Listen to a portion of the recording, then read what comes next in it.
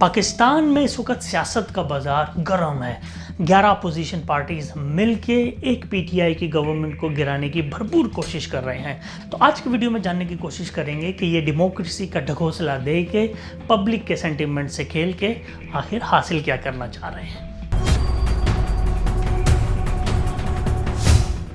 पाकिस्तान के दो बड़े बाज़ार राजा बाज़ार और बाड़ा बाज़ार जाओ तो इंसान हैरान हो जाता है कि बड़े बड़े स्टोर्स में मिलने वाली इंपोर्टेड चीज़ें यहाँ भी मौजूद हैं और इंतहाई कम कीमत पर मिलती हैं। दुकानदार अगर सच्चा हो तो वो आपको असल बात बता देता है कि भाई ये असल चीज़ की एक नंबर कॉपी है, यानी जिसको हम रेप्लिका बोलते हैं। और जो दुकानदार डेढ़ सियाना होता है वो उसको असल और एक नंबर चीज़ कहकर बड़े स्टोर्स वालों को बुरा भला कहता है कि भाई वो खामखा ही पैसा लूटते हैं और कस्टमर को बेवकूफ़ बना लेता है। मिलावट प्यार में हो, रिश्तों में हो, चीज़ों में हो, मामला ज़्यादा देर नहीं चलता। प्यार ख़त्म हो जाता है, रिश्ते टूट जाते हैं और चीज़ें ख़राब हो जाती हैं। असल चीज़ की बात ही कुछ और है, लेकिन अक्सर मुश्किल से मिलती हैं। इस वक्त हमारी सोसाइटी में मिलावट शुदा और जाली अशिया की भरमार है। डेमोक्रेसी को ही देख लें, इसमें रिकन्सिलिएशन, मसलहत, नेपोटिज्म, करप्शन और इनहेरिटेड पॉलिटिक्स की मिलावट है। और अगर डेमोक्रेसी और रेवोल्यूशन की बात करें तो उसका सिर्फ नाम इस्तेमाल हो रहा है, उसके आसार हमें कहीं भी नज़र नहीं आ रहे। पाकिस्तानी डेमोक्रेसी का ये हाल डेमोक्रेसी के नाम लेवाओं ने खुद किया है, जो कि पाकिस्तान में डेमोक्रेसी कुछ ख़ानदानों का नाम बनकर रह गई है। तमाम इम्पोर्टेंट पोजीशंस चाहे पार्टी के अंदर हों या बाहर हों, हुकूमत में हों, महज ख़ानदान के लोगों तक ही लिमिटेड हैं। बाप के बाद पार्टी बेटा, बेटी, बहू या दामाद की होती है। उसके बाद ये पोते पोतियों, नवासों, नवासियों में बढ़ जाती है। कुछ पोजीशन वफ़ादार खाला, फुप्पी या फुप्पीज़ाद, तायाज़ाद और मामूज़ाद वगैरह में तकसीम कर दिए जाते हैं। आम आवाम और सिंसियर वर्कर्स को सिवाय हरी झंडी दिखाने के और धोखा देने के कुछ नहीं मिलता। इन सारी बातों का मकसद ये है कि मैं हरगिज़ डिक्टेटरशिप को सपोर्ट नहीं करता, लेकिन मैं करप्ट डेमोक्रेसी को भी सपोर्ट नहीं करता। इस वक्त भी पाकिस्तान में इनकलाब की सदाएं बुलंद हो रही हैं और अपोजिशन हुकूमत के ख़िलाफ़ सड़कों पर है। सवाल ये है कि अपोजिशन किस चीज़ की जंग लड़ रही है? क्या इनकी जंग महंगाई के ख़िलाफ़ है? क्या इनकी लड़ाई गुर्बत के ख़िलाफ़ है? क्या इनकी लड़ाई नाइंसाफ़ी के ख़िलाफ़ है? तो इसका सीधा और बड़ा सा जवाब है कि नहीं, ऐसा तो बिल्कुल नज़र नहीं आता। ये सिर्फ़ और सिर्फ पावर की जंग है और इससे ज़्यादा कुछ नहीं। जिसकी करप्शन पकड़ी जाती है उसके लिए डेमोक्रेसी ख़तरे में आ जाती है। सब अपनी अपनी करप्शन बचाओ कैंपेन्स पर लगे हुए हैं, जिसमें पब्लिक प्रॉब्लम्स कंप्लीटली दब कर रह गई हैं। कोरोना के सबब लोग मज़ीद फाइनेंशियली बदहाल हो चुके हैं, इनका किसी को कोई ख्याल नहीं है। कितने ही अफराद हैं जो पॉवर्टी लाइन से नीचे ज़िंदगी गुजारने पर मजबूर हैं, इसके बारे में इन पॉलिटिशियंस ने मेरा नहीं ख्याल कि आज तक सोचा होगा। कितने ही एक वक्त की रोटी के लिए तरसते हैं, कितनी दवाइयों के पैसे ना होने की वजह से सिसक के मर जाते हैं, इनके लिए कोई बात नहीं करता। लोगों के पास घर नहीं है, एजुकेशंस के लिए रिसोर्सेज नहीं हैं, बेटियों के लिए हाथ पीले करने के लिए अच्छे रिश्ते और पैसे नहीं हैं, और बहुत से अफराद पेट भर कर खाना भी नहीं खा पाते। इनके बदन पर ढंग के कपड़े नहीं हैं, इन्हें पीने का साफ़ पानी मुयस्सर नहीं है।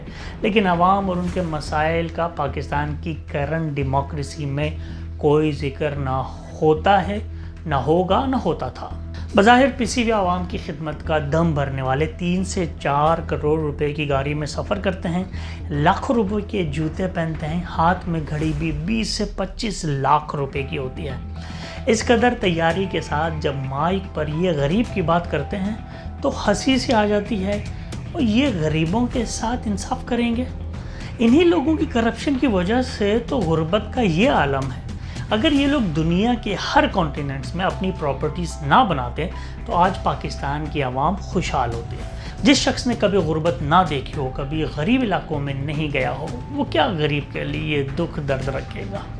الیکشن کے دنوں میں تو غریبوں سے ہمدردی دکھائی جاتی ہے، ان کے ساتھ فوٹو سیشنز بھی کیے جاتے ہیں، ان میں آٹے کے تھیلے بھی تقسیم کیے جاتے ہیں، مگر پاور ملتے ہی یہ لوگ غریبوں کو بالکل نگلیکٹ کر دیتے ہیں، ان کے علاقوں تک نہیں آتے۔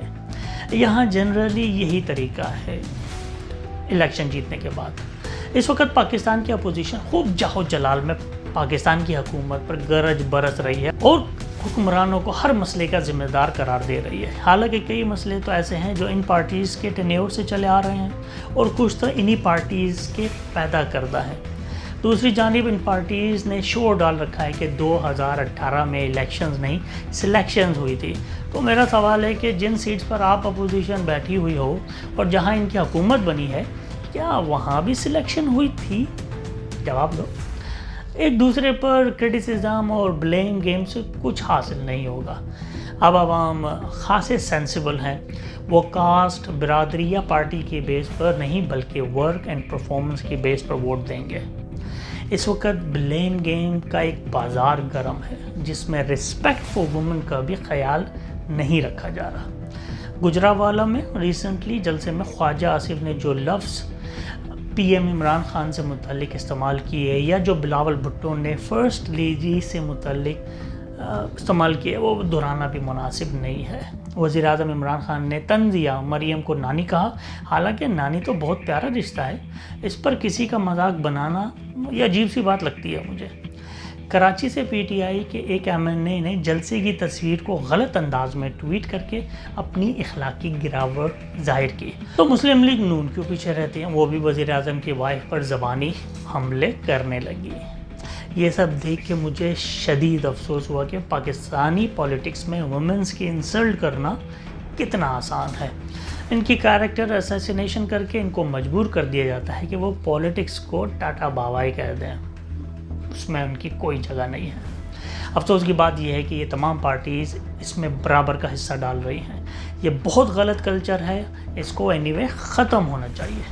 پاکستان پیپلز پارٹی اور مسلم لیگ بظاہر تو اپوزیشن اتحاد یعنی کہ پاکستان ڈیموکریٹک موومنٹ میں ایک ساتھ کھڑی ہیں، لیکن یہ اتحاد کب تک چلے گا اس پر کچھ بھی کہنا بیفور ٹائم ہے۔ لیکن یہ حقیقت ہے کہ گجرانوالہ اور کراچی کے جلسوں میں اپوزیشن نے اپنی بھرپور سیاسی قوت کا مظاہرہ کیا۔ عوام کی اچھی خاصی تعداد نے ان جلسوں میں شرکت کی۔ یہ چیز حکومت کے لیے الارمنگ سچویشن ہونا چاہیے۔ پاکستانی گورنمنٹ کو پبلک سروس کے عمل کو تیز کرنا ہوگا اور عوام کو جلد از جلد ریلیف دینا ہوگا، ورنہ ان کے لیے بہت مشکل ہو سکتا ہے۔ کرونا کی دوسری لہر کے باوجود ملک بھر میں ریولوشن کے نام پر جلسے ہو رہے ہیں، اور آج کرونا دور کھڑا سوچ رہا ہے کہ میں کس ملک میں آ گیا ہوں، یہاں تو سب اپنی موج میں ہی مست ہیں۔ مجھے جلسوں پر اعتراض نہیں ہے، لیکن کرونا کی وبا کو بھی کنسیڈر کرنا چاہیے۔ شاید پولیٹیکل انٹرسٹ لوگوں کی زندگی اور ہیلتھ سے کہیں زیادہ بڑھ چکا ہے۔ پولیٹیکل پارٹیز اتنی ارسپانسبل کیسے ہو سکتی ہیں؟ کیا کسی نے سوچا ہے کہ کوئی ایک بھی شخص جو کرونا کا مریض ہو اور اس جلسے میں آ جائے تو کتنے مزید لوگ اس سے افیکٹڈ ہو سکتے ہیں؟ میرا نہیں خیال کہ اس بارے میں کوئی سوچ بھی رہا ہے۔ اگر ان جلسوں کے باعث کرونا کیسز میں اضافہ ہوا یا جانی نقصان ہوا تو کون ذمہ دار ہوگا؟ اس کی رسپانسبلٹی کون لے گا؟ لگتا ہے کہ پاکستان میں کرونا صرف اسکولوں اور کالجز میں پھیل رہا ہے اور باقی پاکستان کے پاس کوئی ایسی سلیمانی ٹوپی ہے جس سے کرونا ان کو دیکھ ہی نہیں پاتا۔ پولیٹکس ضرور کریں، لیکن دل میں اسپرٹ آف پبلک سروس بھی پیدا کریں۔ کرونا پینڈیمک کے دوران پبلک انٹرسٹ میں بڑی گیدرنگز کو اوائڈ کرنا چاہیے۔ باقی جہاں تک ریولوشن کی بات ہے، وہ فورن کنٹریز میں بلینز کی جائیداد بنانے والے اور ان کا حساب نہ دے سکنے والے ریولوشن نہیں لا سکتے، نہ ہی کروڑوں کی گاڑیوں میں سفر کر کے اور لاکھوں کے کپڑے پہن کر اسٹیج پر کھڑے ہو کر محض اسپیچز دے کر آپ ریولوشن لا سکتے ہو۔ عوام کی خدمت کریں، شاید اس سے کچھ آپ کو فائدہ ہو جائے، لیکن ایسا ہونا مشکل ہے کیونکہ اپوزیشن محض اپنی کرپشن بچاؤ کیمپینز میں بزی ہے اور اسے غریبوں کا کچھ خیال نہیں۔ اس طرح ملک میں ریولوشن آنا مشکل ہی نہیں، ناممکن ہے۔ آپ لوگ مجھے بتائیے پاکستان میں اس وقت پولیٹیکل سچویشن ہے، اس کے بارے میں آپ کا کیا خیال ہے؟ یہ اونٹ کس کروٹ بیٹھے گا؟ مجھے تو ایسا لگتا ہے کہ بھائی 2-3 مہینے کا شو ہوگا، اس کے بعد جب ان کو کوئی NRO نہیں ملے گا، کوئی ڈیل نہیں ملے گی، سب چپ کر کے بیٹھ جائیں گے. دیٹس اٹ گائز، اپنا بہت خیال رکھیے گا. السلام علیکم اینڈ گڈ بائے.